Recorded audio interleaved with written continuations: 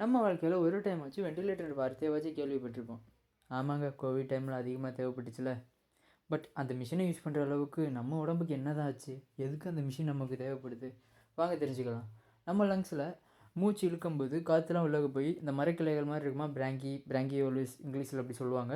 அதை தாண்டி ஏர் சாக்ஸ் அப்படின்னு ஒன்று இருக்குது, சின்ன சின்ன ஓட்டையெல்லாம் இருக்கும். அதுக்குள்ளே தான் நம்ம மூச்சு இழுக்கிற காற்று வந்து உள்ளே போய் பிளட்டில் கலந்து ஆக்சிஜன் ஃபில் ஆகி பிளட் வந்து பாடி பார்ட்ஸுக்கு போகுது. அங்கேருந்து டீஆக்சினேட் பிளட், கார்பன் டை ஆக்சைடெல்லாம் வெளியே வந்து அந்த ஓட்டை வெளியே வந்து மூச்சை விடும்போது வெளியே போகுது.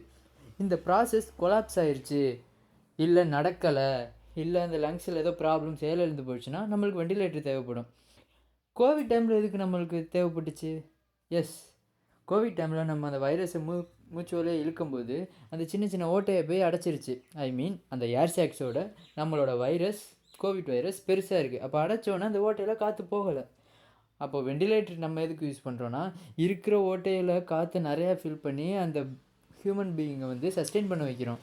சஸ்டெயின் பண்ண வச்சுட்டா டாக்டர்ஸ் அவங்கள ரெக்கவர் பண்ணுறதுக்காண்டி, அவங்கள ரிப்பேர் பண்ணுறதுக்காண்டி அந்த டைமை சஃபிஷியண்ட்டாக யூஸ் பண்ணிக்குவாங்க. இதே மாதிரி தாங்க ஸ்மோக்கிங் பேஷண்ட்க்கு வந்து அந்த இடம் தான் செயலிழந்து போயிருக்கும், ஏர் சாக்ஸ் செயலிழந்து போயிருக்கும், அதனால யூஸ் பண்ணுவாங்க.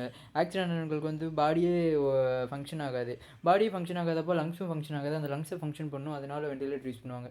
இது மாதிரி நிறையா டிஃப்ரெண்ட்டான பர்பஸ்க்காண்டி, டிஃப்ரெண்ட்டான பேஷண்ட்டுக்கு, டிஃப்ரெண்ட்டான லங்ஸ் க்ரானிக் டிசீஸ்க்கு நிறையா இடத்துல யூஸ் பண்ணுவாங்க.